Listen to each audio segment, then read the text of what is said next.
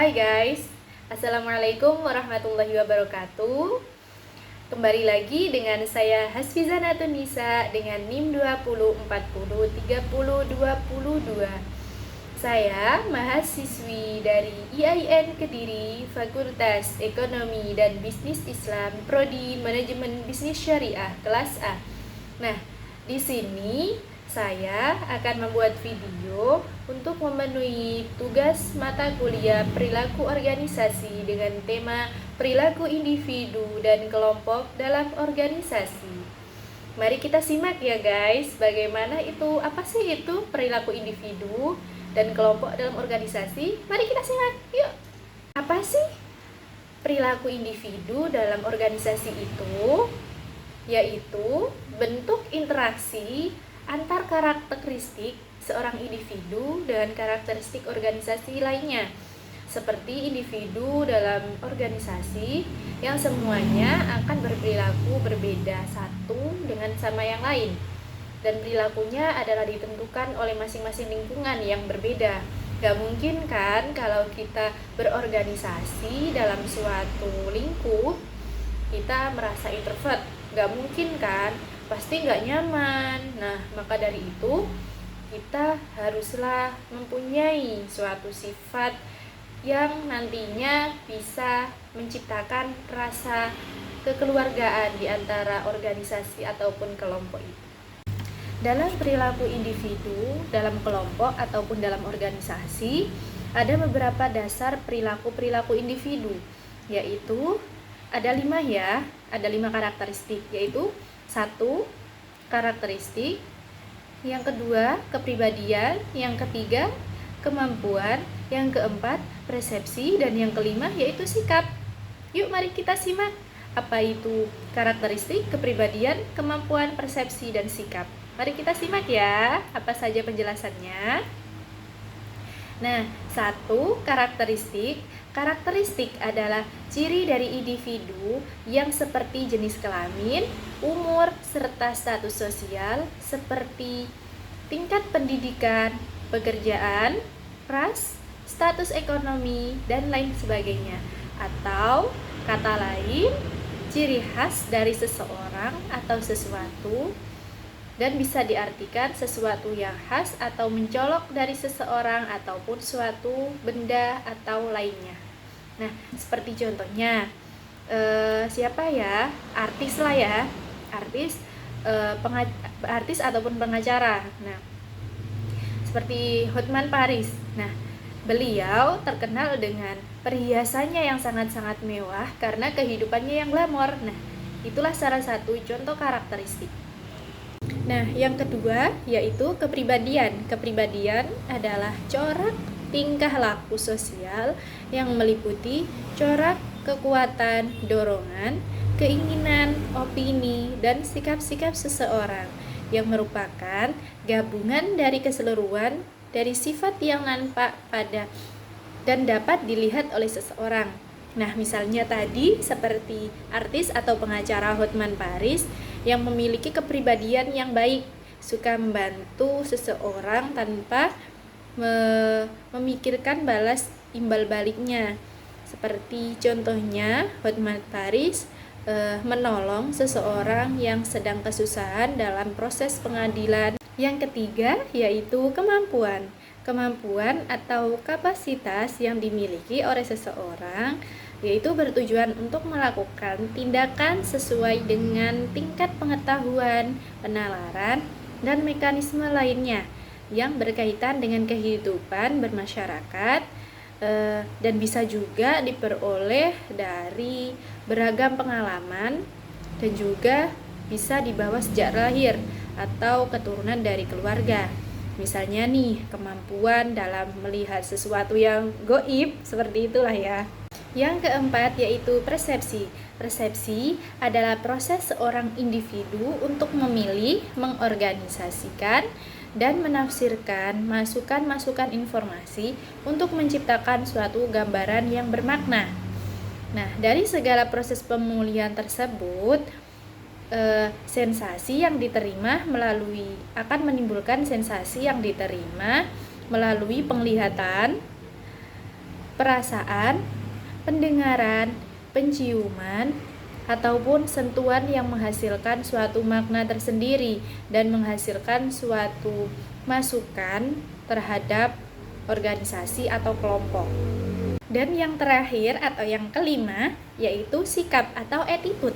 Apa sih attitude itu? Yaitu attitude berorientasi kepada kesiapan untuk berinteraksi pada suatu objek dengan menggunakan cara-cara tertentu. Namun, bila dihadapkan pada suatu stimulus yang mungkin menginginkan adanya respon suatu pola atau perilaku ataupun kesiapan antisipasi untuk menyesuaikan diri dari situasi sosial yang sudah dikondisikan. Nggak mungkin kan kalau kita dalam keadaan atau dalam suatu organisasi yang sedang melakukan suatu forum, kita menunjukkan sikap-sikap yang tidak baik. Lalu, bagaimana sih perilaku kelompok dalam organisasi?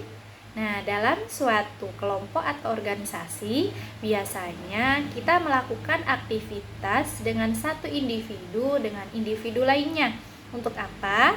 Untuk mendapatkan apresiasi anggota dalam berinteraksi dari suatu individu yang saling berhubungan atau bergabung untuk mencapai sasaran yang diinginkan. Lalu, bagaimana cara pembelajaran dalam organisasi? Caranya yaitu dengan pengalaman. Agar apa? Agar suatu pekerjaan atau suatu hal yang bisa lebih baik dari sebelumnya. Tidak hanya pengalaman saja ya. Ingat, tidak hanya pengalaman. Karena apa? Karena karyawan juga perlu untuk memiliki kemampuan intelektual yang tinggi. Yang dimaksudkan untuk mencapai kemampuan intelektual adalah kemampuan yang diperlukan untuk melakukan kegiatan mental. Supaya apa? Kita dalam suatu organisasi itu merasa tahan banting. Misalkan nih ada ucapan-ucapan yang tidak enak kepada kita, maka kita itu akan tahan mental, tidak gampang emosi. Lalu, apa sih kemampuan intelektual itu? Kemampuan intelektual adalah kesanggupan seseorang dalam menyesuaikan diri pada hal-hal yang baru. Nah, dengan memakai alat-alat berpikir seperti otak lah ya, kita kan punya otak sesuai tujuan yang ingin kita capai. Kemampuan intelektual juga mengarah pada kapasitas seseorang untuk dapat bertindak ataupun terarah, berpikir secara bermakna, dan dapat berinteraksi secara efisien terhadap lingkungannya. Selanjutnya yaitu macam-macam terbentuknya kelompok dalam organisasi. Di sini ada 3 macam ya, yaitu 1. Kelompok primer, 2. Kelompok formal, dan yang ketiga yaitu kelompok informal. Nah, apa saja sih penjelasannya? 1. Kelompok primer, yaitu yang berhubungan dengan suatu kriteria ataupun jumlah anggota kelompoknya, yakni dilihat dari segi kecil kelompok atau besarnya kelompok. Pada umumnya tidak diikuti dengan spesifikasi berupa jumlah atau terbentuknya kelompok kecil tersebut. Yang kedua, yaitu kelompok formal. Kelompok formal adalah suatu kelompok yang sengaja dibentuk untuk melaksanakan tugas-tugas tertentu setiap anggotanya yang biasanya diangkat oleh organisasi itu. Yang ketiga yaitu kelompok informal, yaitu suatu kelompok yang tumbuh dari proses interaksi, daya tarik, dan kebutuhan-kebutuhan seseorang.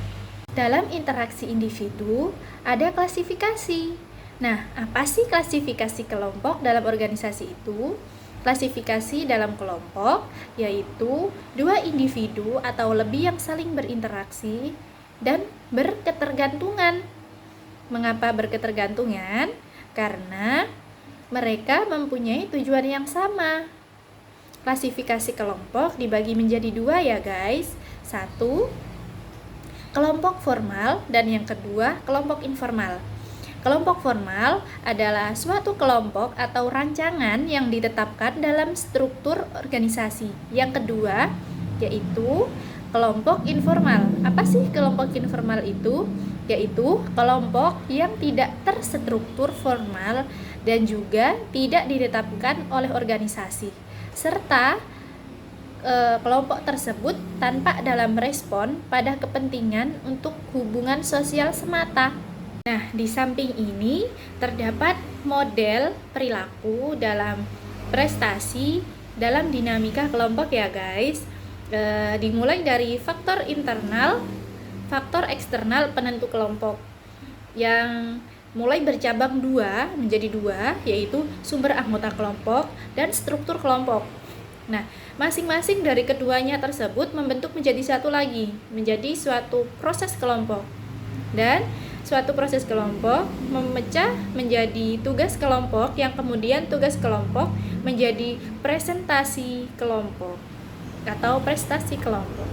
Sekian presentasi dari saya. Apabila ada salah kata, saya mohon maaf yang sebesar-besarnya. Akhirul kalam, ihdinas siratal mustaqim. Wassalamualaikum warahmatullahi wabarakatuh. Terima kasih ya guys. Jangan lupa like,